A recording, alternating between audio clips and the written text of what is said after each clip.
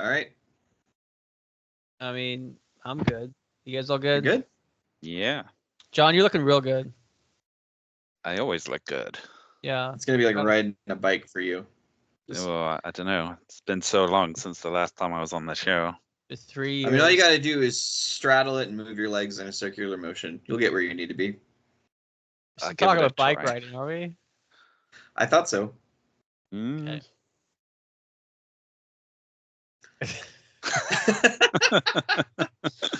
everybody. Welcome to Smark Avengers. My name is Corey, and with me is Dylan, and returning to us in not quite Johnless January, because this is January 31st, it's John. Hey yo. Hi, John. Welcome back. How are What have I things? missed? Yeah, not too bad. The kids are doing well. That's good to hear. Good to hear. Dylan went away on a secret mission that Dylan has not heard yet. So that's something you could look forward to on this episode on the 17th, Dylan. But I definitely will listen to. Yep, I hope so. Always so. do. I know you do. Nobody's more dedicated to the show than Dylan. That's what they say. That's the T-shirt. It's a really wordy T-shirt. We need to streamline it a bit. Yeah, well, that's for the T Public that will have opened at some point. It's already open. It is? Okay. I'm gonna go and register it now. Yeah, no. So, John, what you have missed? We did New Year's resolutions. Mm-hmm. We talked about our pet peeves for the X-Men. Mm-hmm. I did an episode talking about non-superhero comics. Mm. And our last episode, we talked about supervillains that we thought could have their own title. And somehow that came about. That's what you missed. Ah, explains it all. Yep. So that 20 minutes that unfortunately did not make it to the final cut of that episode were essentially, it was just 20 minutes more of that. I think we held it up for a prolonged period of time and really went into detail. The end of it was very, very much like, because we knew it was the end, so we're like, well, let's just. People have already stopped listening. Let's just keep showing. Just keep going. And Skype thought better of it. Decided we did not need that footage. So, which I don't like. I don't like that censorship, man. I don't like Skype taking the initiative and saying people don't want to see this. People do want to see that, and because of this Skype, I'm gonna show that picture every single episode we do from now on. Everybody's gonna see it. That's the shirt. The shirt. That's the shirt. Yeah, that's the shirt. The uncensored version, just full on, hands everywhere, big old faces. You know what I mean? There's a lot of hands. You know, a lot of hands involved. One big prehensile tongue. Mm-hmm. Oh yeah, that's in the picture for sure. It certainly is. I've seen it. Well, you saw that picture. You haven't seen the thumbnail, like the uncensored one. I think it's. That's true. I think it's worse. Oh, God. Yeah, now I'm curious to see that. I mean, I do appreciate that you have the censored version up there because it adds a level of mystique to it. I will try to. Maybe I will show you the. Maybe I will. Maybe I won't. Maybe it's a little mystery. You know? Maybe a little secret for Dylan. Yeah, you know, and I've got lots of secrets. I'm a secretive man. So anyway, John, that's what you've missed. What have we missed? I've been fighting crime, and then doing a bit of crime myself, and just the usual. That sounds a bit more accurate. Yeah, correct. Yeah, got to balance it out. Do you fight yourself, John? Are you the Sentry? Yeah, are you doing the crimes? Every good thing the Sentry does, the Void does something bad. Yeah, so are you the Sentry? Yeah. I guess so. I'm not quite as powerful as the Sentry, but you say that. I don't know. You might be. I mean, this week was the first week I did any kind of exercise in about 6 weeks, and my 6 years. My hamstrings are killing me like 2 days on. So, what exercise? Was that the bicycle riding you were doing? No, this was just I did a few squats and a few bicep curls and stuff. And it's like, oh God, no. So welcome back to Smark Avengers. It is obviously we're getting well acquainted with one another once more. as we get back into the rhythm and the flow of the three of us being here, we're going to get back into the rhythm and the flow of a project that we first started over a year ago, which is doing deep dive on the original X-Men. So obviously we started with Beast, then we went with Angel, Iceman, Cyclops, Jean Grey. You're thinking that's the 5 original X-Men, right? You'd be completely incorrect, because in the very first issue of X-Men, there are 7 mutants that are mentioned. In one of them, their first ever villain, Magneto. So technically, Magneto is a member of the X-Men right now. He's on the Jed MacKay, Ryan Stegman X-Men comic. He's been in X-Men lineups in the past. If you listened to 2 episodes ago, you know that Dylan and I aren't necessarily crazy about Magneto turning up on the X-Men teams, but he's there regardless. So, Magneto first appeared in the debut issue of X-Men in 1963. We'll get into some of his fictional biography and everything like that. But when asked about creating Magneto, Jack Kirby stated, quote, "I saw my villains not as villains. I knew villains had to come from somewhere, and they come from people. My villains were people that developed problems." And Stan Lee followed up on that in 2008 with, "He did not think of Magneto as a bad guy. He just wanted to strike back at the people who were so bigoted and racist. He was trying to defend the mutants, and because society was not treating them fairly, he was going to teach society a lesson. He was a danger, of course, but I never thought of him as a villain." Now, except for all the villainous stuff that he did, which was numerous. Yeah, I will tell you, anytime Stan Lee makes a comment about the X-Men, I always take that with just a grain of salt, because really no one cared about the X-Men until Claremont. So, like, yes, Stan Lee was was responsible for creating them, but those early X-Men stories are kind of unremarkable for the most part. Mm-hmm. Dylan, you have a judgmental look to you. This is my face, Corey. Oh, okay, I'm sorry. Thank you for pointing it out, so now everybody knows how weird my face is. Well, they've been watching the last couple episodes. They've seen it. Yeah, I know, and I've read the comments. Guys, leave me alone. It's not my fault that I have a face like this. The way God made me. And God made me in his own image, so I look like God, really. So if there's any issues, take it up with the big guy. He made me in his own image. So what he said in the book. Yep, that's apparently what he said. So, John, you're a big Magneto fan. Yeah. That being said, I kind of went into this episode feeling like you would be taking point on a lot of things. Are you comfortable with that? Yeah, sure. Okay, cool.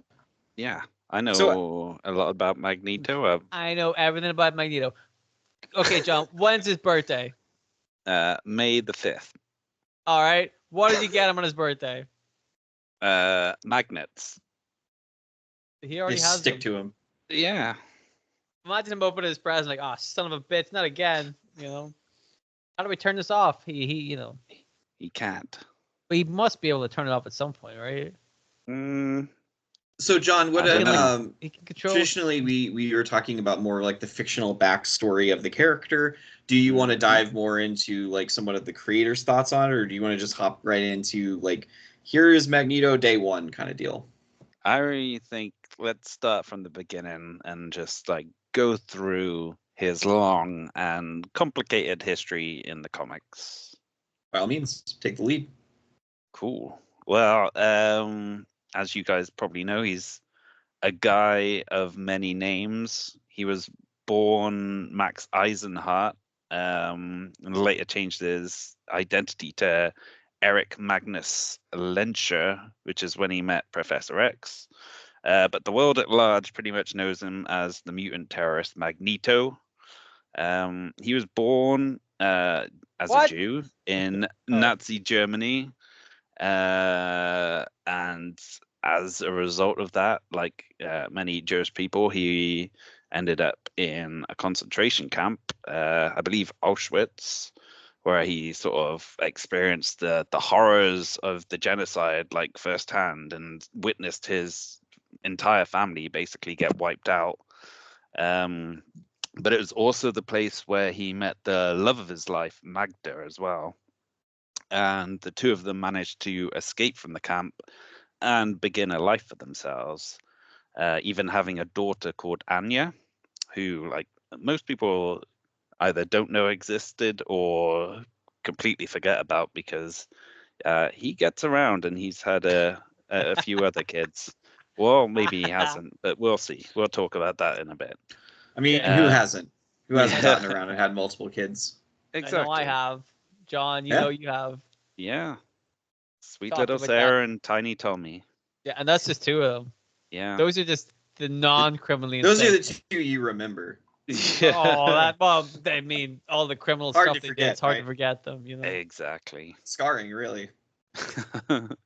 Especially the people they murdered. Well, there was a lot. There was a lot. Yeah, but Magneto, his daughter Anya, didn't really get a chance to murder anyone because she was killed pretty early on in her life when, like, Magneto's powers first manifested, and the KGB sort of found out and decided they were going to go burn his house down. So, yeah, they did that and killed his daughter, and in his rage at seeing her killed, he basically killed all of them and like the entire village as well that they were living in, which frightened Magnet so much that she basically ran away, not realizing that she was pregnant with twins at the time. So yeah, for the next few years, Magneto was basically trying to search for Magda, before discovering that she died in a place called Transia, which is, I believe, where Mount Wundagore is. That sounds correct. And after that, like, Magneto's a bit like sort of bummed out, and he's a bit directionless. He doesn't know what he's gonna do. My wife and the kid died. I'm a little bummed out. This isn't the best day of his life. But he's basically traveling the world, ends up in Israel, like I guess a lot of Jews at that time, and that's where he first meets Charles Xavier, and the two sort of forge a friendship, and kind of, in spite of the fact that they're ideologically and philosophically like opposed on certain things about mutant coexistence with humanity and all that kind of jazz. But then they both find out that each other are mutants themselves when they run into Baron von Strucker and Hydra, and they have to rescue their friend Gabrielle Haller. And so, yeah, they kind of reveal who they truly are to one another, and then go their separate ways because of their contrasting opinions on what they should do with their powers. And so, yeah, so Magneto in the years after that decides he's going to go track down some Nazi war criminals. At some point, he has an affair with a married woman by the name of Susanna Dane, which is basically where Lorna Dane, aka Polaris, comes from. But then after getting betrayed by some CIA agents he was working with, he pretty much loses his last shred of faith in humanity. And from there, he decides it's time to start preparing for the inevitable war ahead. So that basically means he's going to create his iconic helmet to help him block out his old friend's telepathy. He's going to create like a space station called Asteroid M, and he's going to start assembling a Brotherhood of Evil Mutants, which, I mean, you call a group the Brotherhood of Evil Mutants. It sort of gives a pretty strong bad impression, I think. It hurts the branding. It hurts the branding. It's like, I don't know about this Magneto. Is he a good guy? Is he a bad guy? Let me see. Well, his group's called the Brotherhood of Evil Mutants, so he's probably okay. Let's let him into the UN. Yeah, why not? Yeah. But anyway, Magneto sort of emerges on the world stage at this point and attacks Cape Citadel army base to like try and take the missiles they've got control of there. But that's where the X-Men also debut, and sort of What a coincidence. yeah, they managed to stop him, as they tend to do. And then that's basically the pattern that follows. Like Magneto showing up to do bad things and then getting shot down by the X-Men or the Avengers or whoever else. Yeah. And it was at this point that he attacked the UN building, and he first proposed the idea of mutants being given their own country, something that he was, putting out there fairly early on, and which has been like a recurring theme, I guess, in the years since.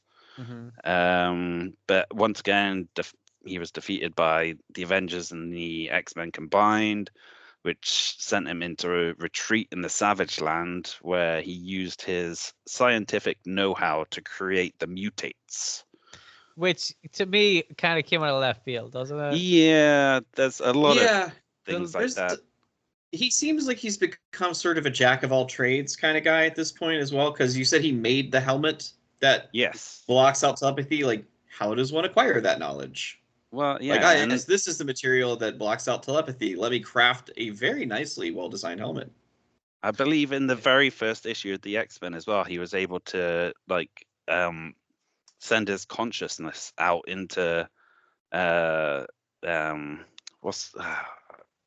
can't remember what it's called. Basically, send it out into the world. Basically, like to go and visit someone. It's like, well, that's definitely not one of his powers. So here's the thing, right? Being able to he can move metal. So if he had some metal that he shaped into a helmet, just using his magic powers, that I can believe. That makes sense. If your powers are metal based, that makes sense. But the sending your brainwaves out to somebody else to talk to them, I don't know. That now we're getting into I don't know if that's magnets. Well, this is sort of the problem with the early days of the Marvel comics anyway. Like, Stan Lee does not know what magnets do. Every power was explained away by magnets. Like, Iron Man's armor was full of magnets and transistors. It's like, what? Yeah. I don't think that's how it works, Stan. Like, surely you don't even have to explain it like that. Iron Man's armor is made out of fucking metal. Done. Not hard. Yeah.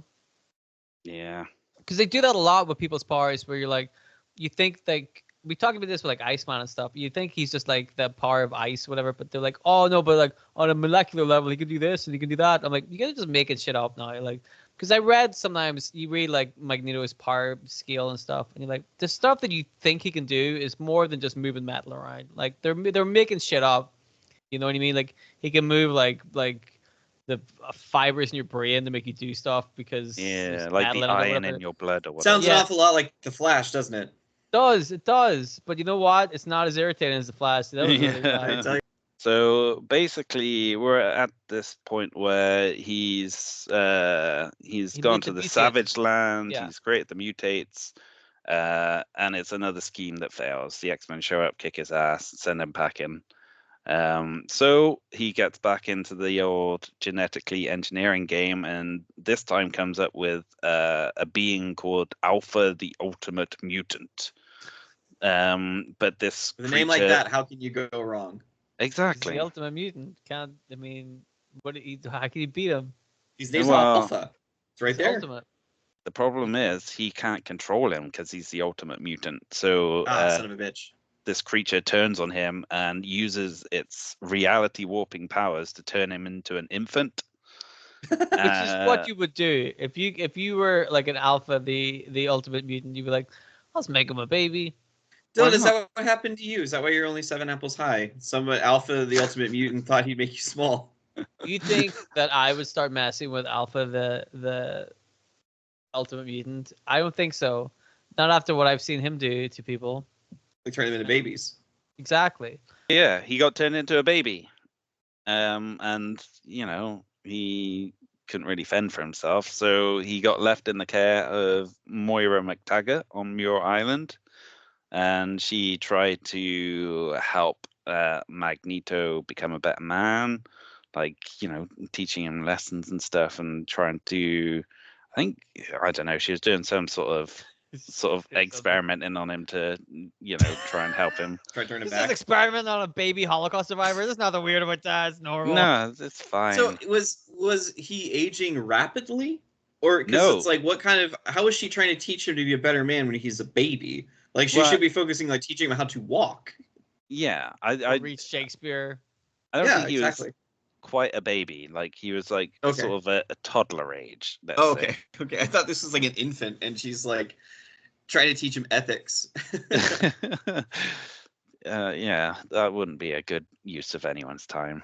But luckily for Magneto, at this point, the Shi'ar agent Eric the Red showed up and decided he was going to return Magneto to adulthood, albeit slightly, well, not even slightly, but a bit younger than before. So he was more sort of in the prime of his life than an old man. And like, he did so in exchange for Magneto basically taking care of the X-Men for Eric the Red, which because he's like, dude, I've been watching. You have not been able to take care of the X-Men at all, to the point where you got turned into a baby. But I will make you not a baby on the condition that you do the thing that you've never ever been able to do for yourself, but you do it for me now. So now it means more because I'm asking you to do it. Yeah, maybe he just didn't have the right motivation. Yeah, doing it for yourself, you felt bad. You're like, I can't beat up Charles Xavier's little kids. But now that I'm asking you to do that, you're like, well, it's not my fault. This space guy told me to do it. So yeah, this guy who has a vaguely Viking name, despite being from space. I gotta let this space guy that turned me into an adult, but slightly younger than I used to be. Whenever I was in the Holocaust, I can do it for him. I'll do it for you, baby. But I'm not the baby anymore. But just clarifying. Makes sense. It makes sense. Spoiler alert, it didn't work out. What? He got beat again. Oh, man. And Magneto decided to go and lick his wounds in his island base in the Bermuda Triangle. Mm-hmm. But guess what happened? Someone decided that they couldn't let Magneto live, basically. He's too dangerous. He's too dangerous. Why? He hasn't done anything. Well, he keeps threatening to do stuff, and the threat is enough to justify the Soviets sending a submarine to attack him. So Magneto basically kills everyone on the submarine. Okay, and then, that's bad. I'll give him and that. then in his rage, he destroys a Siberian city as well. It's not a good look. He kind of loses it a little bit. But following that, he almost kills Kitty Pryde as well in his rage. But then I think he only just realizes that she's Jewish as well when, like, a little pendant comes out, and he shocks himself into stopping at the last moment, has a bit of a crisis of conscience. So wait a minute. He's like, I'm a mutant and I fight for all mutants. And then he's not afraid to kill mutants because he's going to try to kill Kitty Pryde. But then he stops himself from killing a mutant who he's dedicated his life to saving because she also happens to be Jewish. And he is also Jewish. And he's like, that's the reason I'm not going to kill this person. Despite the fact that his whole career up to this point has been trying to save the mutant population and make them important.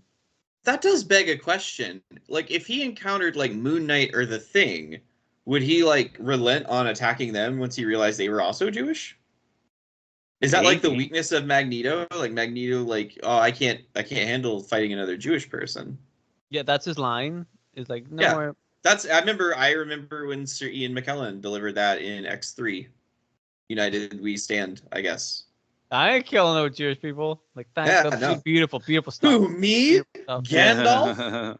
I would never do that. Like, well, he said he wouldn't do it, and I take him at his word. He seems like such a nice old man. It's around this time that Magneto discovers that he's seemingly the father of Scarlet Witch and Quicksilver, which is like another sort of contributing factor to him, like softening some of the sharper edges of his personality. To ask a clarifying question, this was after they were members of the Brotherhood of Evil Mutants, right? Oh yes, they How long fucking wild is that? Yeah. He treated them pretty badly when they were all in the Brotherhood of Evil Mutants, as he treated everyone. But I was gonna say, do you think after that did he like take a look back and go, are the rest of them my kids as well? Like, yeah, the fucking frog guy. What was there a drunken night somewhere in a medieval times, and I ended up fucking a woman to get Toad? All of them? Like, I don't know if I want to. I mean, I'll take the witch, sure, but the rest, I don't know, man. He just looks over at Blob like, that guy really. I mean, I don't want him. Take him back. All right, I just want to ask that clarifying question because sometimes the timing on the Quicksilver Scarlet Witch Magneto relationship is really bizarre to me, and I'm sure we'll get to that. Oh yeah. Mm-hmm. John doesn't sound like he's gonna happy to talk about that bit. Like, this bit's gonna take for fucking ever. Well, it's an episode right there. It really is. I feel like it is. The gist is he didn't know they were his kids. Then he found out. Then he tried to kind of make it up to them a little bit, and they were obviously pretty resistant to that. About it. They didn't want that bicycle. He went to Quicksilver and threw him a baseball glove, and he's like, "Want to play catch with the old man?" And Quicksilver threw the ball too quickly, and exactly. Because the ball wasn't made out of magnets, so we couldn't do anything about it. Oops. There you go. My story. So moving on from Scarlet Witch and Quicksilver, Magneto also showed signs of redemption, I guess you could say, by like helping the X-Men when they were being attacked by the Purifiers, and then like assisting them in stopping William Stryker from using Professor X's powers to like kill all living mutants in the graphic novel God Loves, Man Kills, which was like, what partially inspired the storyline in X-Men 2. Mm-hmm. And then Secret Wars happens, where the Beyonder takes a bunch of heroes and villains and takes them to Battleworld. And interestingly enough, in that when he transports all the Marvel characters over, Magneto ends up with the good guys. He ends up in the same place as like the X-Men, the Avengers and stuff. Do you think they just turn to another like, what the fuck is this guy doing here? Yeah, you're like, well, you sure the guy that killed the submarine? Like, wow. We love it. We love to see this guy killing submarines. Thumbs up for us. He's one of the boys. No, he won't do it for me. All of the other guys on the good team, like, listen, we've all killed submarines full of Soviets. Don't worry about it. It's the style of the time. That means you're one of us. Meanwhile, like some small incidental adventure, like he appears with the villains team, and they're like, "Oh, what am I doing over here?" You know what you did. You hit that little boy with that car. Yeah, repeatedly. No need for that. You knew he was dead. You knew he was dead. You kept going. I just had to be sure. I couldn't let the secret come out. You were sure his head fell off. It's hereditary all over again. Yeah. Sorry, continue, John. So Secret Wars happens. He kind of ends up working with the X-Men, and again, like, it's all thawing away at like the ice cold relationship they'd previously had. For some reason, he also hooks up with the Wasp in that storyline in a weird romantic relationship that never went anywhere. Why the fuck not? Another kid. Yeah, probably. They gave birth to a small Avenger they called Refrigerator Magnet.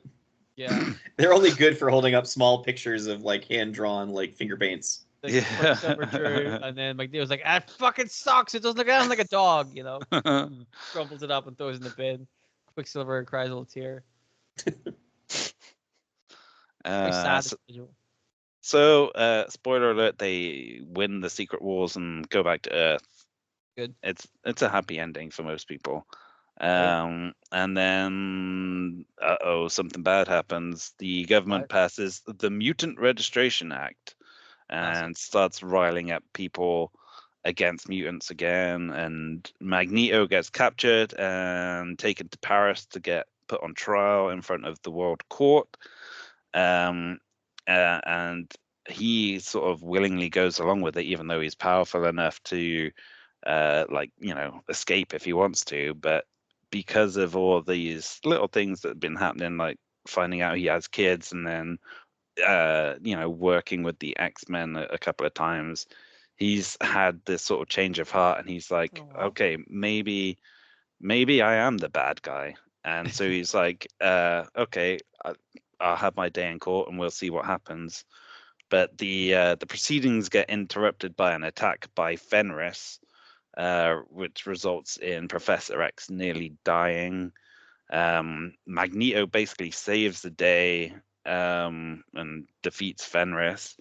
And then the judge pretty much throws out the trial and says, well, since he's been reborn, from being a child turned back into an adult, he's had a second chance, so we'll give He him a killed second a chance as well. submarine full of Soviets after he got aged back up. Correct. Yes. Okay, I Correct. just want to make sure that was right. And Fenris, by the way, is that not the brother-sister mutants that like to get their powers by holding hands? Yeah, and I think there Okay. might be some incest going on there as well, but It's pretty heavily applied. It's applied. Let's not talk about that. John. I can see you want to, Dylan, but let's You're always definitely ruining our leave that fun, alone. man. Always ruining our fun. You never talk about the things we want to talk about. We'll talk about them on our next episode of like top characters with incestual relations. Number 3. Like, they're gonna be number 3. So yeah, Professor X got attacked during that whole debacle, and he's dying basically. But the only person who can save him is Lilandra, who shows up and takes him off to Shi'ar space, to help him heal himself. With Professor X basically asking Magneto to take over his school and look after his students, hoping that if he can basically guilt trip him into doing that, then it'll help him like change his ways and help his friend become a good person, A real man. I guess. But the trouble is, Magneto is still Magneto. He's like, Yes. A pretty hard, taciturn, like set in his ways kind of guy. He's not exactly the most friendly person at the best of times. And as much as he tries to be better, he's still got all these like insecurities and doubts, which kind of start to get the better of him, especially when he's faced with all the mistrust that he gets from like the New Mutants and the X-Men themselves, who understandably aren't too keen on their former enemy suddenly living in their school and basically their leader. Totally justified, really. So that Go ahead.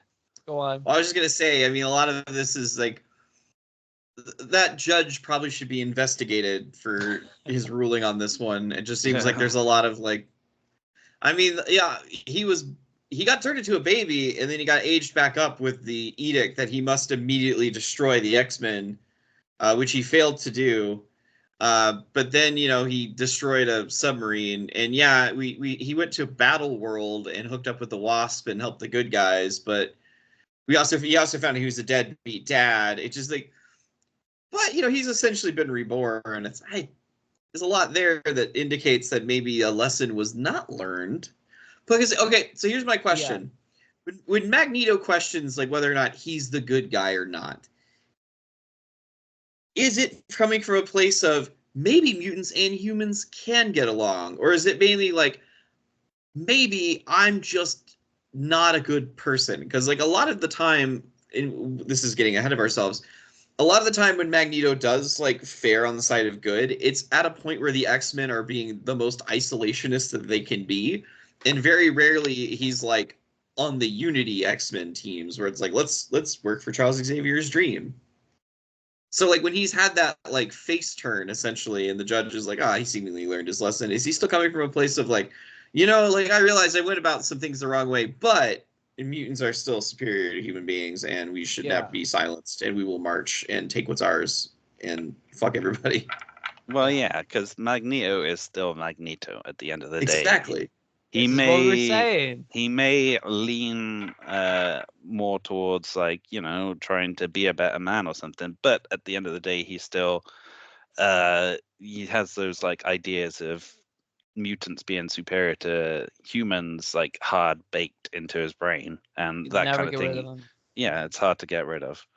And that sort of plays into like the collapse of his time with the X-Men as well, because he feels like he's the bad guy, understandably so.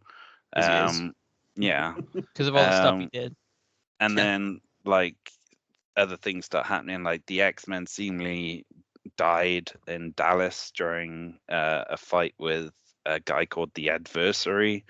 Doug Ramsey dies at the hands of the Animator.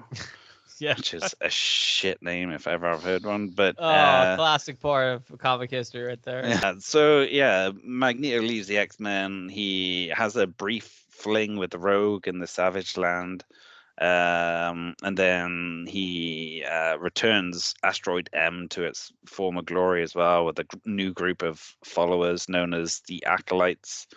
But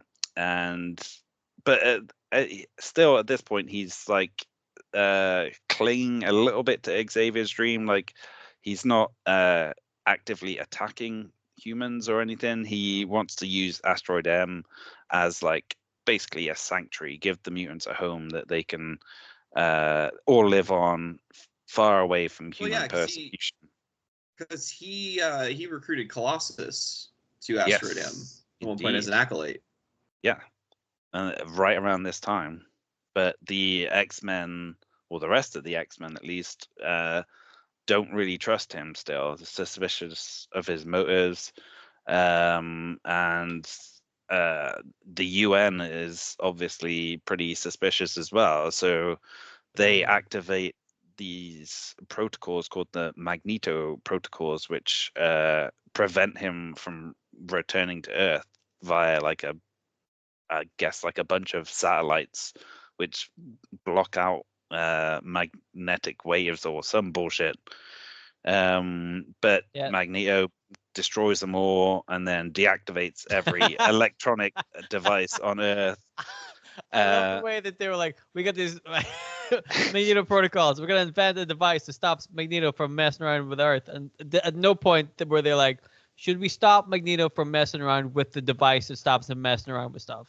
Yeah. They were like, no, Magneto can absolutely destroy this stuff with no problem. Yeah.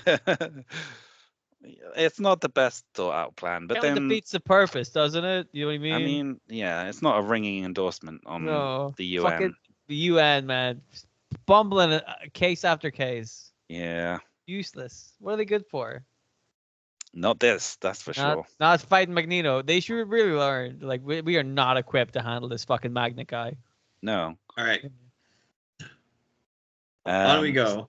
So yes, so the X-Men decide to head up to Asteroid M and stop Magneto. And this is when the infamous moment happens where Magneto is so enraged he pulls all the adamantium from Wolverine's body, which fucks up Wolverine for the next few years. Basically leaves him in a feral state. And Professor X doesn't take too kindly to that, so he shuts down Magneto's brain and effectively puts him in a coma. And so that's where he remains for a little bit. But do we want to talk about Joseph at all? I think we have to at least briefly mention briefly mention Joseph. I do want to say that it's at this point that I think the iconic Magneto stories end. Because like everything you've been touched on, these are big moments. The Yes. Magneto, starting the Brotherhood of Evil Mutant, being their first big enemy. The face turn, leading the New Mutants, Asteroid M, pulling the adamantium out of Wolverine's bones. These are all huge Magneto stories. And then I feel like we get caught up in modern day Marvel, which is just meddling around with the status quo only to revert it back. It's the only thing I wanted to interject on that. Mm-hmm. Okay. Thank you. Well, okay, let's talk a little bit about Joseph, who was a young man with amnesia who just shows up with the same powers as Magneto. Like he joins the X-Men, who like pretty much think he is Magneto and like somehow de-aged. We know how. Once. We know exactly how. Yeah. Because he's trying to get out of going to prison again. Yeah. That guys, if you're a criminal out there, here's how you avoid going to prison. Just get some space wizard to make you a baby again. Yeah. Ding ding ding. So I do have to ask the question: the X-Men have some of the world's like strongest telepaths ever. Mm-hmm. How do they not know for a fact that's Magneto or not? Like, wouldn't they be able to? He had amnesia, so he couldn't remember anything. Yeah. So does a telepath only read memories, or are they able to access parts that the person can't? Because I remember that was like a big thing that Emma Frost took over Iceman's body and made him like use aspects of his powers that he didn't even know he had. Well, that's Emma Frost, though. Like, yeah, that's what I'm saying. Like, maybe if he's not the world's strongest telepath, that would be what, Jean Grey or Xavier. Yes. Well, whenever you said. I mean, this kind of answers your question, I guess. It should have been like a flag, but like if he's got amnesia, and what we know about Joseph, which John's about to reveal, there's a good chance that like those thoughts weren't in his head to read to begin with. Yeah. So they couldn't read them anyway. But like you said, like that should surely be a big red flag. Like, wait a minute, I can't read anything about this guy. Like, something's up with that, isn't there? Like he is nothing in his head that would remotely tell you who he is. That's a bit suspicious, you know. He is a thing of rogue, doesn't he? Yeah, he does as well. Yeah. Can't keep his hands off her. Anyway, sorry. Tell us more about Joseph. So he's a clone. Bingo, there it is. Does he count then as getting with Rogue then if he's only a clone? No, it doesn't count if it's a clone because Magneto didn't. It's not really him. Correct. But like I said earlier, Magneto had a bit of a fling with Rogue in the Savage Land. And I'm about to say, I was thinking this count twice. That counts. The second one doesn't. The Joseph one doesn't count. The third time is going to count. Yeah. We'll get there. He's definitely going to fuck her again, is what we're saying. Boy, I would say it's magnetic. I don't actually know who made the clone of Joseph. I don't know if I think they did reveal it, but I don't remember who it was. But that was some big revelation then, huh? But that's because I think the storyline, John, you maybe know this. I think the storyline was supposed to be that it was going to be Magneto, and then at some point they were like, "This is stupid. Let's just make it a clone," which is less stupid. And also, it was the '90s; clones were everywhere. Exactly. Yeah. It's sort of been done. Yeah, do it again.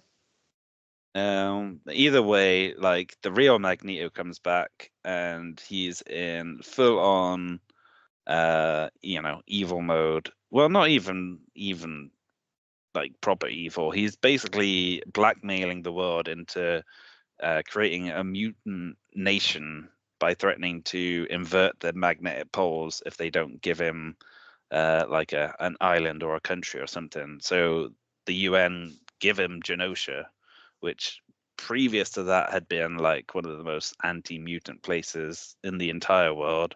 Mm-hmm. But like their government had been cleared out, and now Magneto was able to swoop in and basically turn it into a haven for mutants. And he pretty much intended to use it to build an army. Of course. Yeah, but of course he would. Before he could like really, utilize that plan, he gets stopped once again by the X-Men with Wolverine like severing his spine and leaving Magneto in a wheelchair. So that's where Magneto's at when Cassandra Nova decides to show up for the first time. send a bunch of mega sentinels, which attack Genosha and kill like 15 million mutants, with Magneto seemingly one of them who gets killed. He was like, man, I never killed that many people. As a quick aside, Joseph was created by a mutant named Astra, who apparently was a former member of the Brotherhood of Evil Mutants who just became obsessed with Magneto and created her own. No, well, he's dead. Didn't you hear, Corey? He died. He was in Genosha whenever the Wild Sentinels destroyed everything. He was one of the 15 million mutants that died. He was in a wheelchair, for God's sake. Like, he's not getting up and fighting them. He's gone, man. He basically becomes a martyr, where like it turns into a movement of people saying Magneto was right. Yeah. And around this time as well, we had a new mutant show up called Zorn, who sort of embedded himself with the X-Men, gained their trust, even became a teacher at the school, before revealing himself as Magneto. Real quick, before we get any further into Zorn, can you tell me what Zorn's powers were? Because if you told me what Zorn's powers were, you can easily point out who created this character. Head's a black hole, isn't it? Yeah, that's pretty much exactly. I thought. Was it a black hole, or was his like the star? Was it his brother that had the black hole? One of them has a black hole. One of them was a star. Yeah. But yeah, that is the most Grant Morrison fucking thing ever. Which power? Black hole inside my head. All right then. How'd you figure this out? Was eating ice cream one day and it disappeared before I got it in my mouth. Just like a black hole. Sucked it right in. Did you even taste it? Well, yeah. All right, continue. Anyway, this version of Magneto basically is more psychotic and more dangerous than ever before. He, attacks New York and he's threatening all these people. He actually kills Jean Grey, and then that pretty much prompts Wolverine to kill Magneto. But then, if you were to describe Magneto in one word, John, because of his actions, what word would you use to describe this man after taking over New York and killing Jean Grey? Just one word. My one word would probably be complex. Interesting. Corey, what word would you use? I don't know. I mean, he seems like kind of a twat. I would definitely call him a cunt. Yeah. It's a pretty cunty thing to do if you're being honest with yourself. The thing about it is, we talked about Zorn Magneto,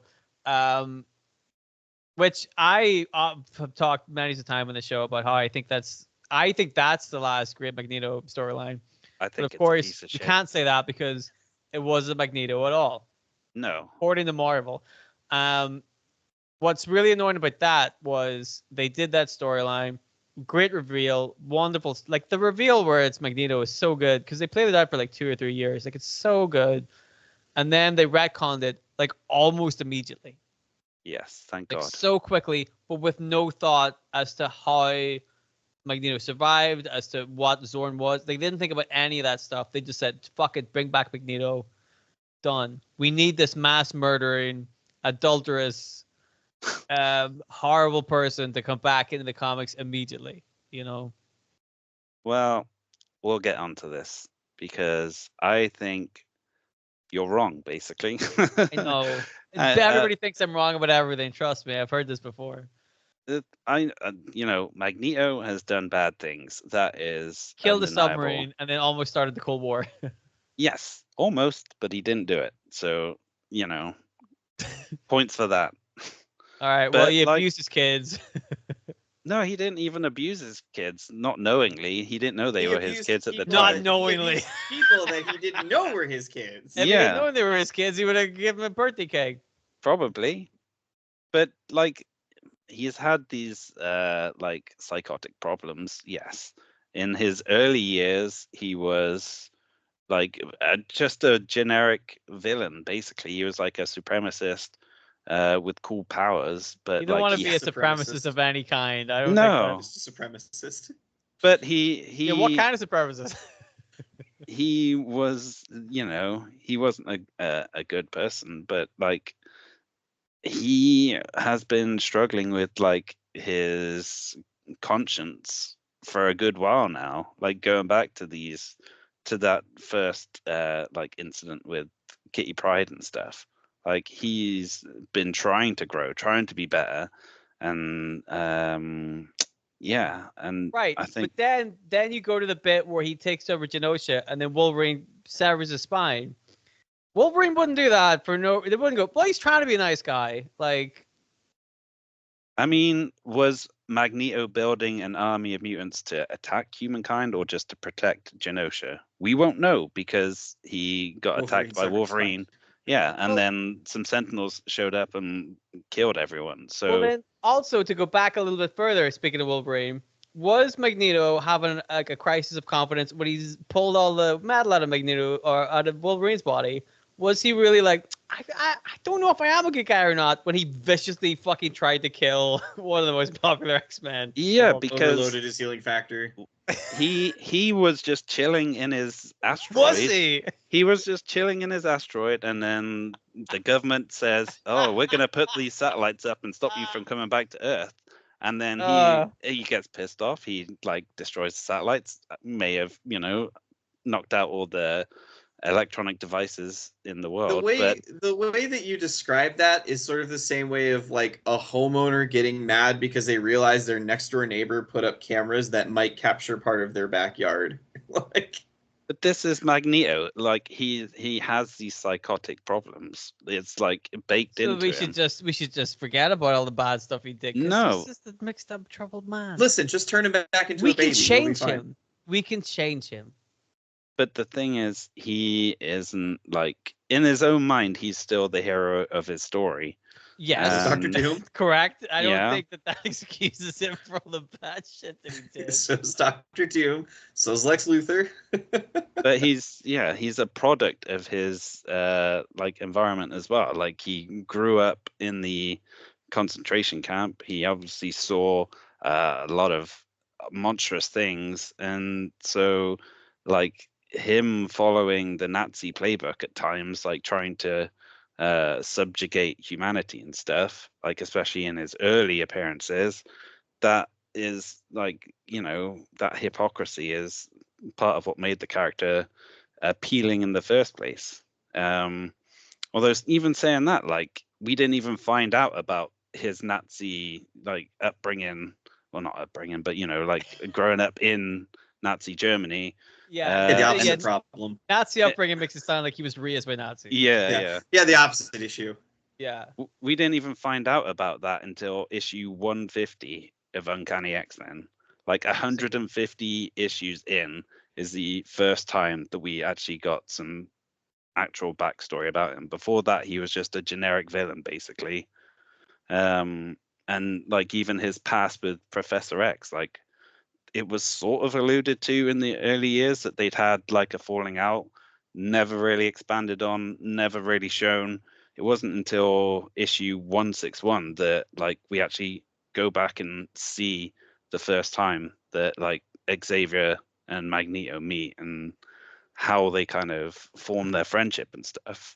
So like all these intrinsic parts of his past that we, you know, obviously take for granted now weren't there to begin with. It's all part of the evolution of the character over time, which which I think sort of plays into why it was a mistake to have him revealed as Zorn and then acting completely out of character compared to like all the growth that he's had over the years since then. I mean, like, I see. I don't think it was. Here's the thing. I can see why, as a villain, why he would want to like let's flood whatever, because like, yeah, humanity wiped out like millions of his people. Like, it was literally he was going for the eye for an eye thing. I don't necessarily think it's out of character for him to think that route, though. No, I like think something horrific happened to him. So he he's gonna went make through it 2 different Holocausts. you basically got 2 options from Genosha getting blown up. I'm gonna write these down so I know what my 2 options are later on in life. Write them down. Just in case you turn into Magneto, you want to be like, I gotta make sure I get this correct. Option 3, turn into a baby. Yeah. So the 2 options That's always on the table, Corey. It's always on the table. The 2 options are what they did, basically have him go on a revenge tour and then get stopped and killed, and that's it. Yeah. Which is the least interesting option, if you ask me. Or the other option is, instead of that event turning him into like an even bigger monster than the people who like killed all of the mutants, he's broken by it, and he needs to kind of he's like broken by the guilt that he couldn't protect his people, that everything that he's fought for has just been wiped out in one fell swoop. Okay. That happens to me all the time. Don't worry about it. And I think that was the way more interesting option, because for one thing, it keeps him on the board, doesn't kill him off, like a great character with a lot of history and a lot of like potential, for storytelling. And for another, like, we haven't seen Magneto that broken before as well. Like him becoming a monster and trying to take over New York and kill Jean Grey and all this stuff. Honestly, who cares? That's just like, that's a dime dozen villain shit. Do you feel like you feel that way about it because there was never any follow-up to what Grant Morrison was wanting to write? Because, I mean, that Grant Morrison X-Men run was all about taking what people knew about the X-Men and turning it on its ear, which, like, taking their first villain and taking him off the board, like, does that not open up the opportunity for other stories? But, you know, Grant got pulled from it. So, I mean, that is an angle there. Like, I feel like you're approaching it from the, like, you saw what they did and they undid it. Yeah. But you didn't get to see what Grant playing out what the rest of that story could have been.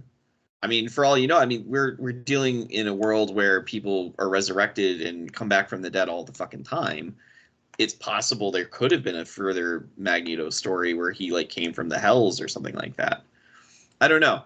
I'm just saying, like, I a lot of people I know who have very strong negative feelings on that storyline are usually coming from a place of like, this is what they did in the story. And it's like, well, yeah, the story that Grant never got to really follow up on. Also, I feel like,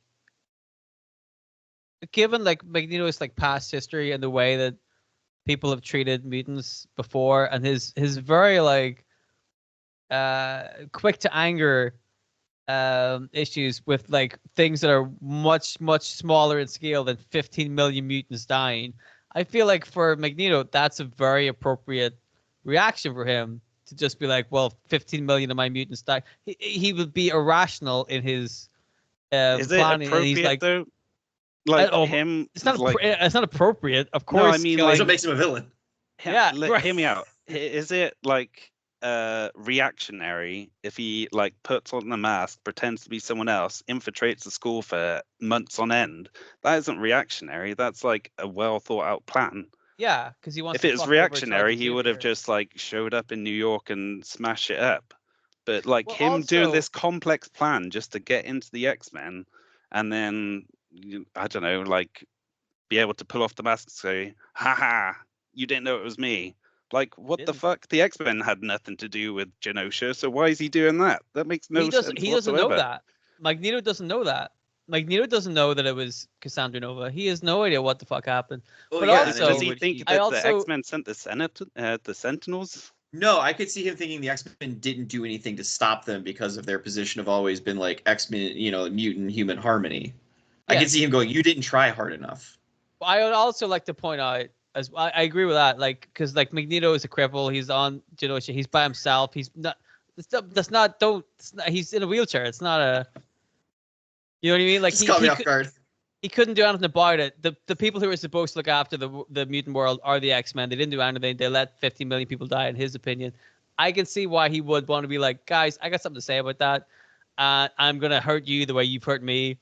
But also, in the storyline, part of the reason that Magneto does what he does is because he's addicted to kick. That's in the story too. Oh, that's right. The kick thing. He gets addicted to the drug that the Quentin Quire drug. Yes, which in the story messes up a lot of people. So the reason that he goes so overboard at the end of it and is so irrational is because he's on the drug. Well, yeah, I still think it sucks. I think it's okay. You can just think the story sucks. I totally get it. Like I said, that's I got a job at a bookstore and I almost didn't get the job because I was asked about my opinion on Grant Morrison, and I said I really love Grant's work. And the manager was a big X-Men fan, and he did tell me very vehemently that was a point against me in the application process. It's only me and you, Corey. We're the only ones that like it. That's rude. Anyway, there's more to Magneto than just this one storyline. Yeah, it continues past New X-Men. Yes. So yeah, basically he's alive again. It turns out he was buried beneath like all the rubble and stuff in Genosha. Professor X went over there, found him. The two sort of rekindled their friendship and were sort of determined to kind of rebuild Genosha again. But that never really happens because then House of M happens, where Scarlet Witch, waves a hand and like everyone's in a world where mutants basically run the show. Magneto at the head of the table, basically getting everything that he thought he ever wanted.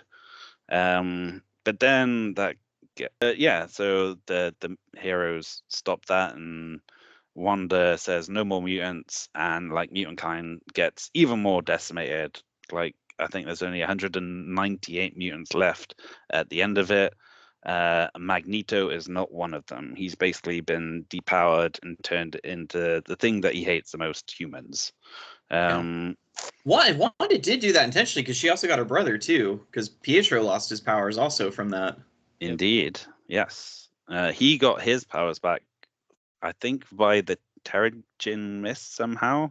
It was unstable, because that was a plot point in a couple of books, was Quicksilver selling basically the Terrigen Mist to mutants to give them a sample of their power back, but it was like overly amplified, so like it was harmful to them. Yeah. I think later on he basically claimed it was a clone or like he claimed he was a Skrull. Yeah, he claimed he was a Skrull. It was my favorite storylines. Because it was like he was on the Mighty Avengers, and everyone that would listen, he's like, "Oh no, Skrull! He was a Skrull." Yeah. Like his daughter knew, and his daughter was like ashamed of him. Yeah. Fucking love Quicksilver.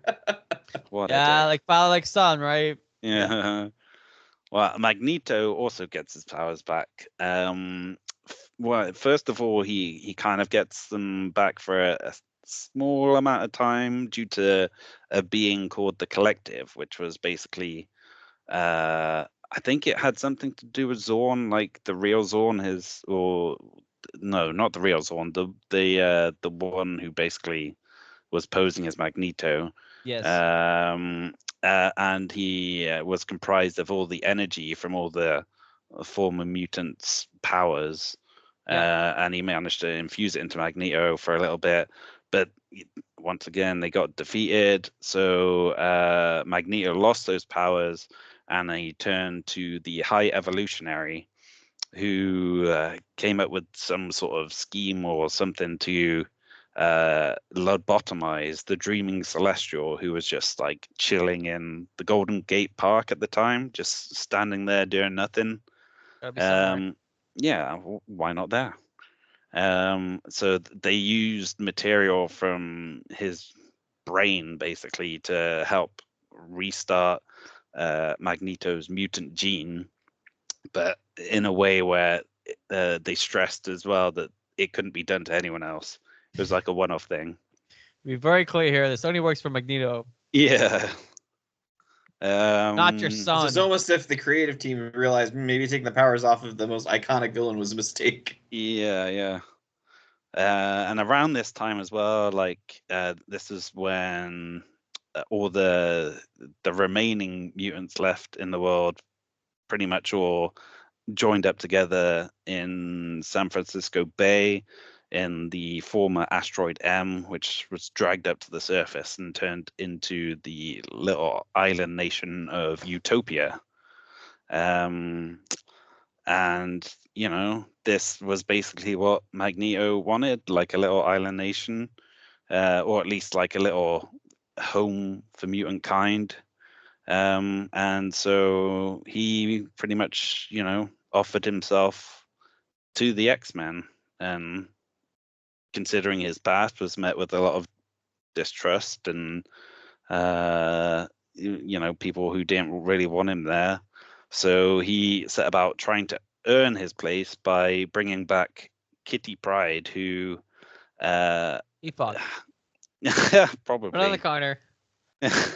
Ding. She A giant space bullet.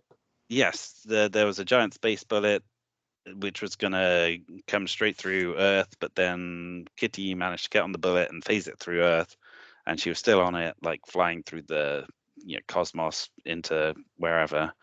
But Magneto brought it back, and they managed to get Kitty out, and I guess that was enough for him to earn a place in Utopia, even if no one really trusted him still.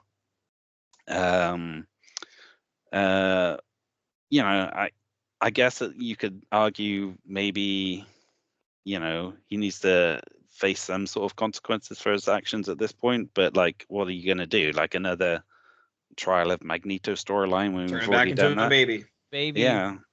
Gotta make him a baby. It's the only way he'll learn. He won't learn. The only way. He won't. He didn't the last time.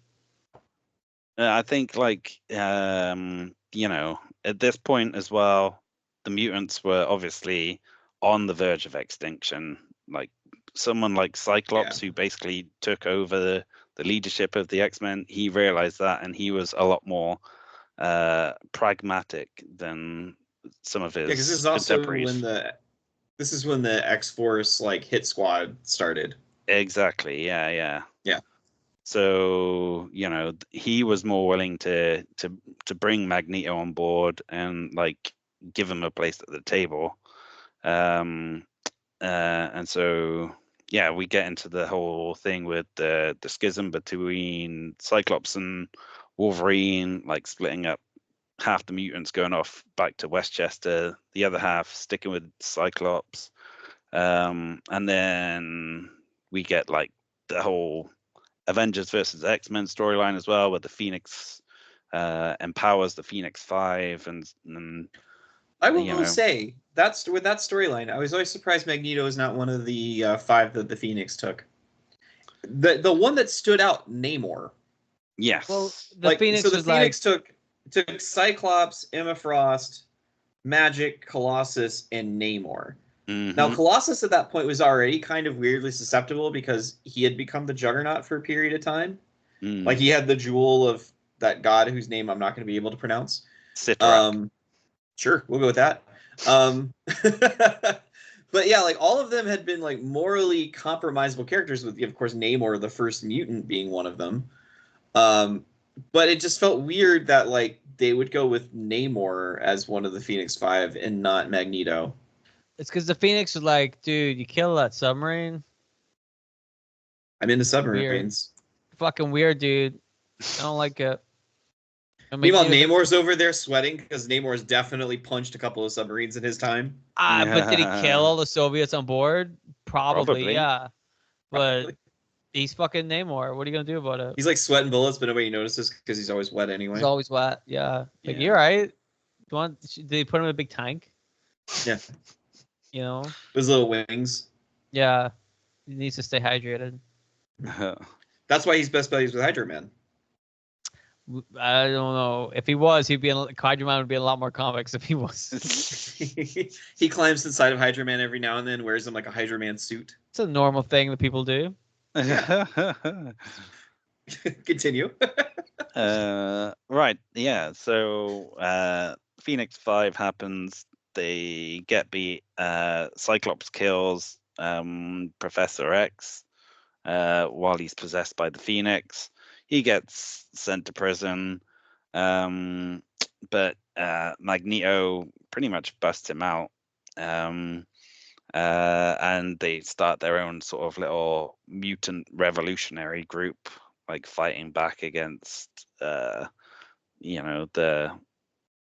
hatred of humanity and stuff. Like at this point, Cyclops starts taking on more of like Magneto's point of view rather than Professor X's, and he's become more hardline. And I guess Magneto is almost there in a way to like kind of pull him back a little bit, like trying to stop Cyclops from making the same mistakes that he's made in the past, but still supporting him as well. But yeah, around this point as well, Magneto spins off into his own solo series where he, he starts going around, and then he basically has a bit of a probably he has a bit of a psychotic break where he decides to go around and kill some like anti-mutant hate criminals, like people who are developing Omega Sentinel technology, like purifiers, and like even there's like a Hong Kong gladiatorial like thing that they've got going on where they're forcing mutants to fight those Predator X creatures. But then he discovers that the Red Skull has taken over what's left of Genosha and basically turned it into a mutant concentration camp. So he decides he's going to go and sort that problem out, kills the Red Skull. But at this point in time, the Red Skull had basically dug up Xavier's corpse and stolen his brain. I was about to ask if this was around that time too. Yeah. I'm not sure if that's how it works. We'll do a deep dive on that one in the Xavier episode. Yeah. That's probably Can we just stay away from that whole bit? So long story short, Red Skull has Xavier's brain that gives him telepathy somehow, but okay. That's how science works. If you put somebody else's brain onto your brain, you get all the stuff that he remembered. Double brain. Two brain. It's science. We all know this. We all studied biology in school. Mm-hmm. The double brain lesson. We know this. Simple. And when Magneto kills him, then that unleashes Red Onslaught as well, like a new version of Onslaught, who we didn't really talk about Onslaught previously, but skipped over Onslaught, really. Yeah, I mean, who cares? I think that would probably we could touch on that with the Xavier episode. I think that'll come out more in the Xavier episode. Yeah. But yeah, and so Scarlet Witch and Doctor Doom cast a spell to kind of invert Red Onslaught, so like Professor X's personality would take over and sort of stop him from being evil. But it kind of spreads and like it affects like a whole bunch of heroes and villains and turns them inside out and leads to some wacky adventures. Not literally turns them inside out. And not as like far as I'm aware. Sentry did to Ares. Yes, definitely not like that. And the burst of powers. So like the good guys are bad, the bad guys are good. Yes. Sabretooth becomes a member of the X-Men for a while. Yeah. He actually feels guilt for all the people he's killed and stuff. Just like Magneto. Yeah. He didn't even have to turn into a baby that time. Nope. He missed out, man. It's a hell of a time. He did find out though during this period that Scarlet Witch and Quicksilver weren't his children after all, because she, in her evil state, tried to cast a spell which would affect anyone who was a blood relation of her, but it had no effect on Magneto. And yeah, but the inversion got reversed somehow, and Magneto finds out about all these incursions which have been happening, which the Avengers are trying to deal with all these worlds, like trying to collide with their one, I guess. And that leads into another Secret Wars. But yeah, that gets sorted out. The timeline gets restored. And Emma Frost brings Magneto back into the X-Men fold, just as the T-bomb, the Terrigen bomb, gets activated and start spreading Terrigen mist all throughout the world. And that has this adverse effect on mutants and basically kills them. And sparks a bit of a feud between the Inhumans and the X-Men that nobody cares about. No. Because nobody cared about the Inhumans. No. To this day. Cyclops dies at this point because of the mist, but like because of Emma Frost, using her powers, she made it look like he was still alive and leading the team. But when the truth comes out, Magneto breaks off and starts leading his own X-Men team. But that soon falls apart because, again, he's running into trust issues with his past, causing people not to think he's got his, everyone's best interests at heart. So Psylocke even, pretty much tries to kill him and leaves him for dead in the Savage Land. But Elixir and Exodus help bring him back to life. And then he becomes a bit of a mentor to the displaced X-Men. Which is weird. Yeah, admittedly. Really weird. It came at the request of Jean Grey as well. Like the young Jean Grey? Yeah, the young one. That girl's old weirdo. The old Jean Grey wasn't around at this point. That's right. She didn't come back till like X-Men before X-Men Red. Yes. And yeah, but then again, nothing really happened there. The X-Men got sent back to their original time. And then, we pretty much jump into House of X and the Krakoan age, where Moira McTaggart makes all these revelations to Professor X and Magneto, which again makes them put their differences aside to form this island nation. To very quickly try to explain that, Moira McTaggart is actually a mutant, and her power is that every time she dies, she gets an opportunity to relive her life with all of her memories. So she has lived and died multiple times before she makes that confession to Xavier and Magneto, which is basically what the way you guys are doing shit ain't gonna work. So there's probably a timeline where she did fuck Magneto, and then she died and went back in time, and then she was like, "Dude, wasn't that good? I'm not gonna do it." Put him on the list.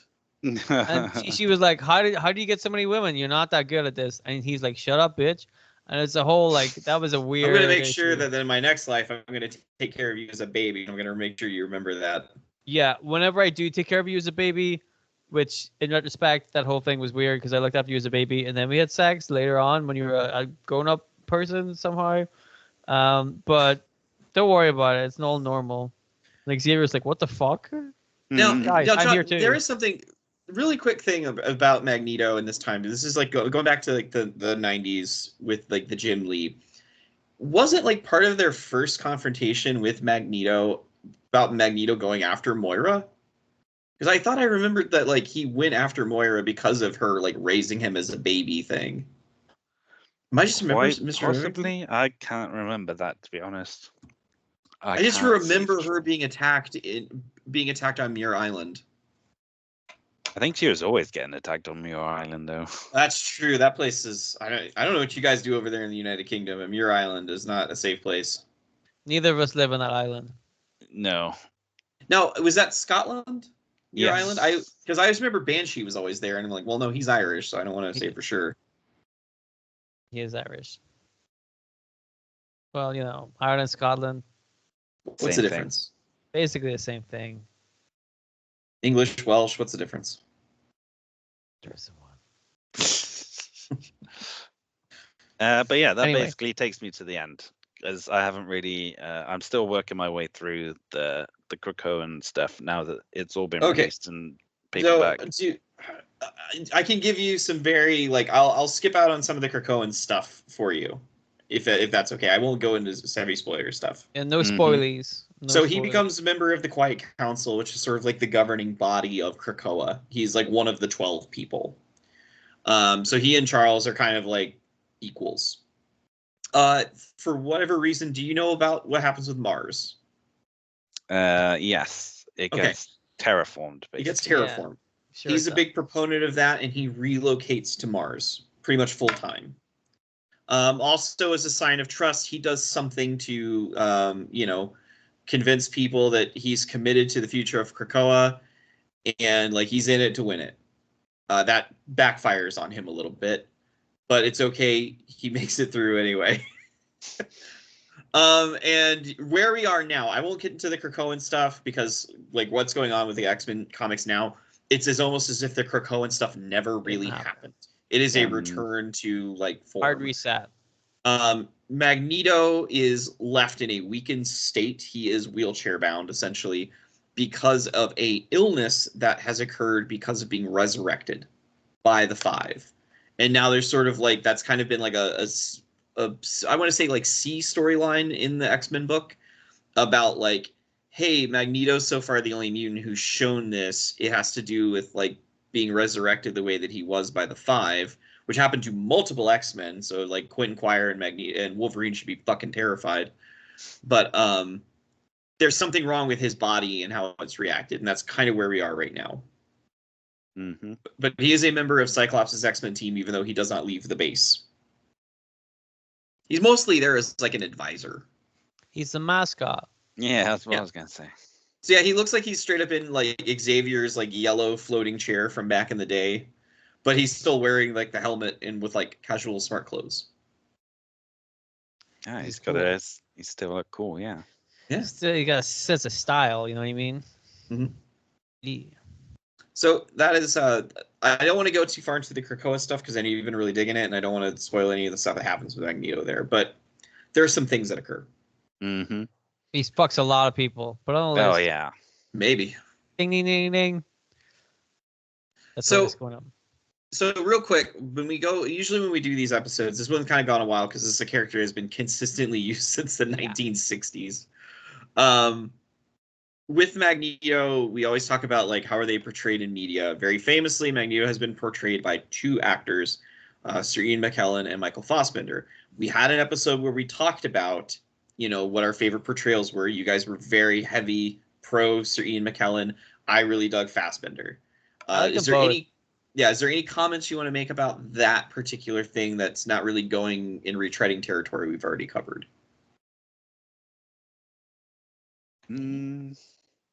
I mean, I think the movies did a pretty good job of like, especially First Class, of like showing the traumas that Magneto went through in his younger years, which kind of shaped the person that he became. There was always rumors that they were going to do like a Magneto Origins movie, but they basically incorporated that into First Class, and I think it worked out really well. There you go. Any comments on that, Dylan? I agree with what John said.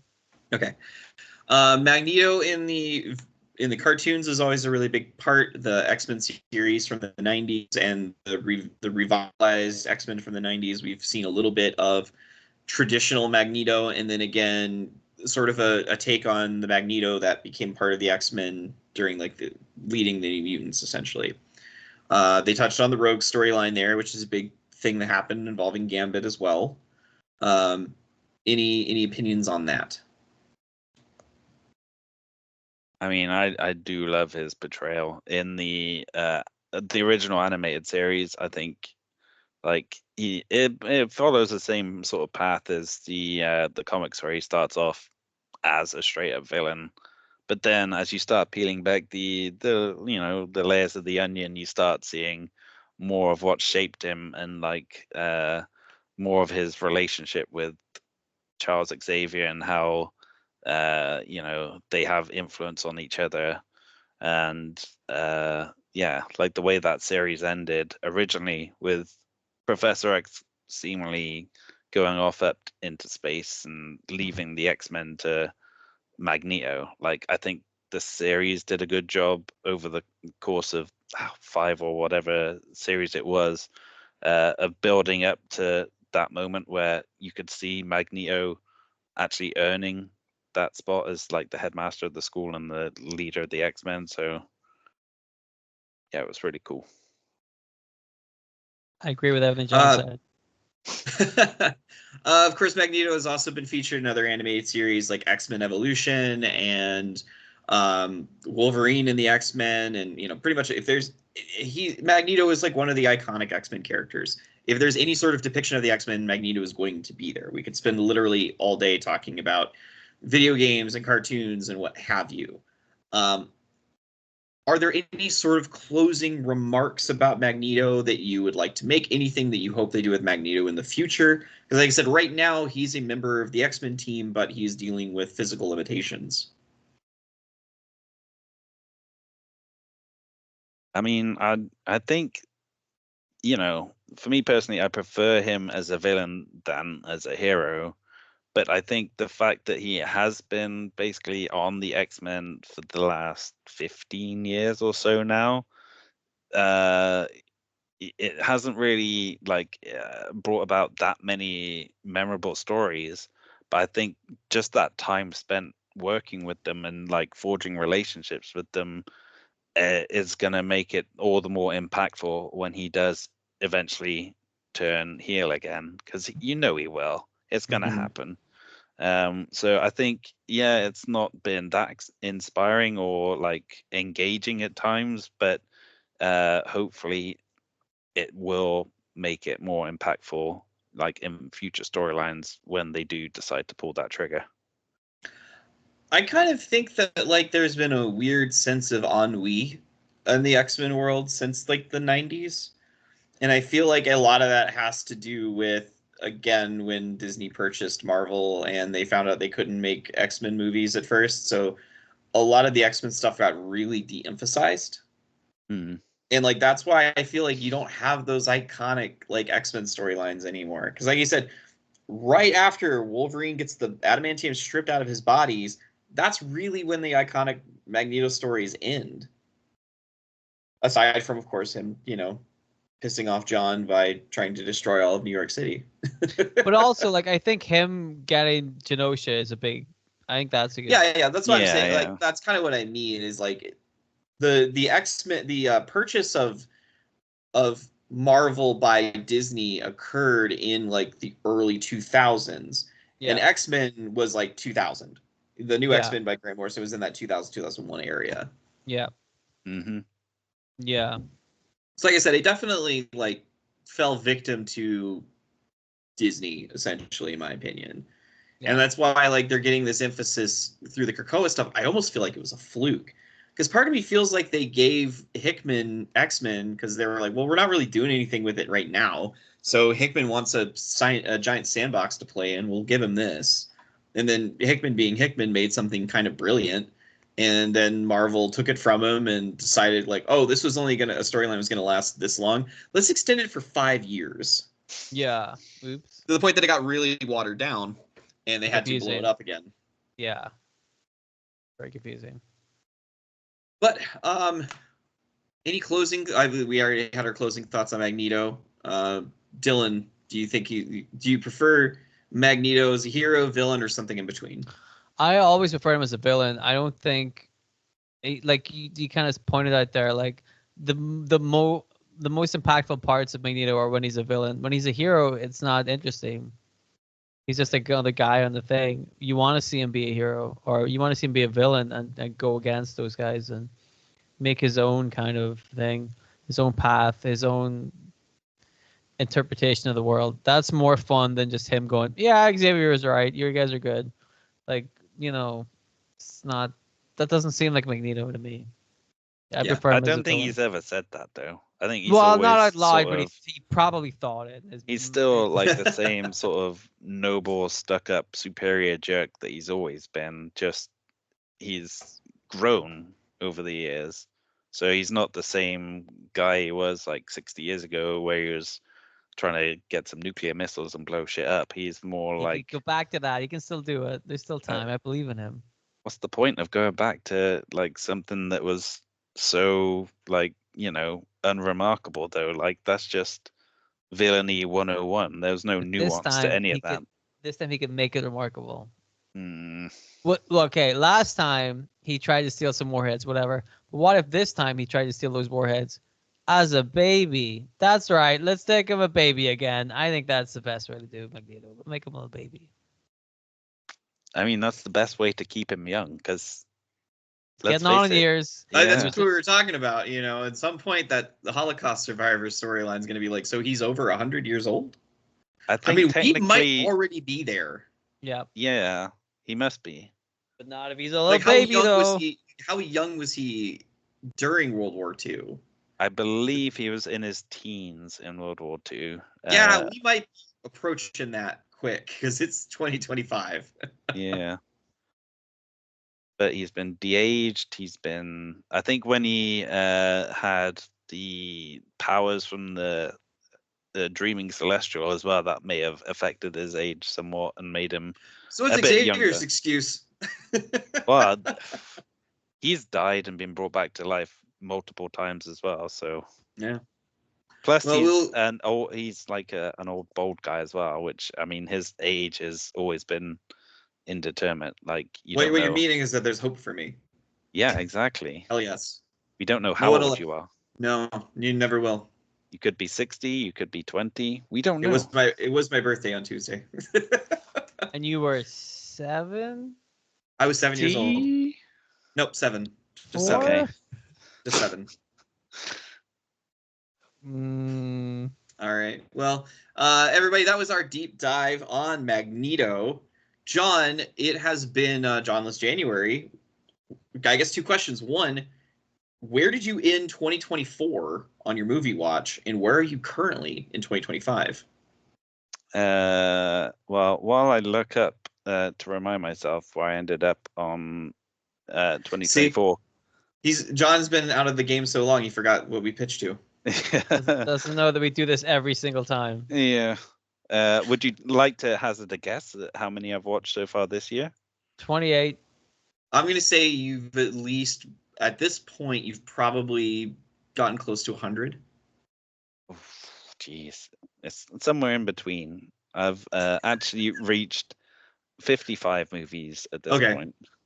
55, not bad. And last year I ended on 905. That's pretty good. It's pretty good. Now, your record is how many?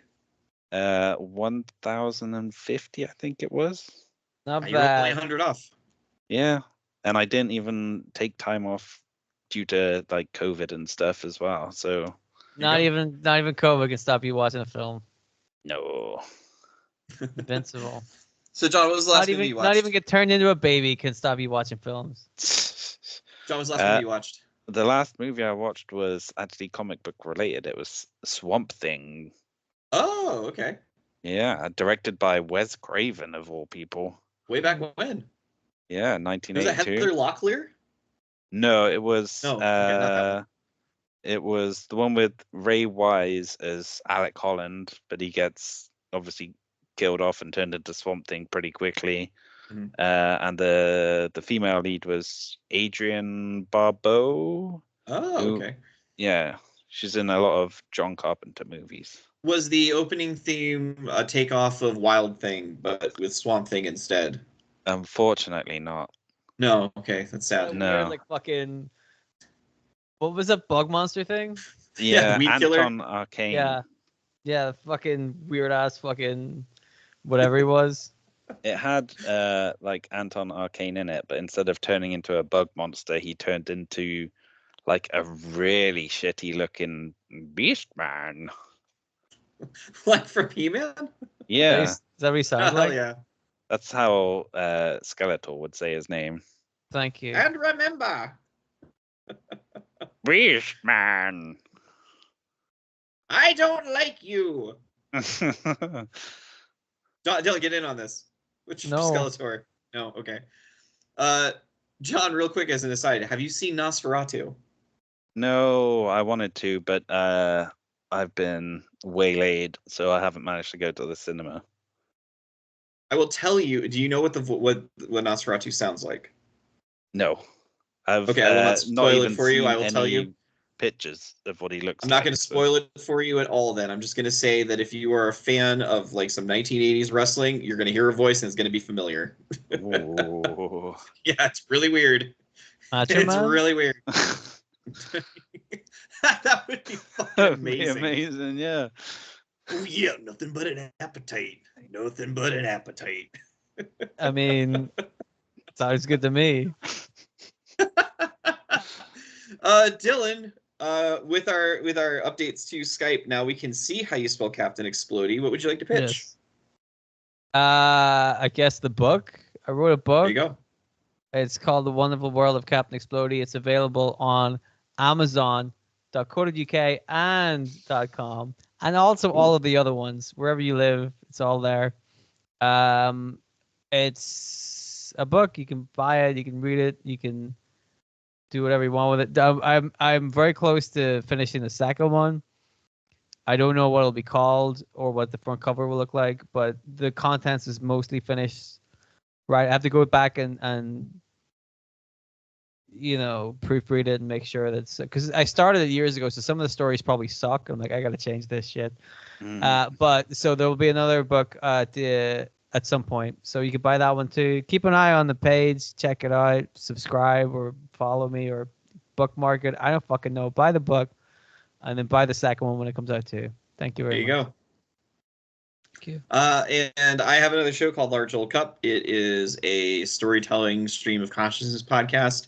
I don't know what I'm going to talk about until I start talking, and it goes for 29 minutes and I think 37 seconds every episode. And that's because that's pretty much how I time it. I just take the old file, remove the audio, and record again. I start talking when the music ends, and I stop when the music starts. So it's the same length every episode. Fair enough. Yeah, that's how I keep track.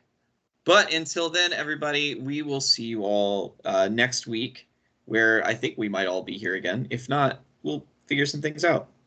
Goodbye. This will be a surprise. Goodbye. Ooh. Oh, there we he missed is. it. We missed it. There he is. We missed it. But there, we got it.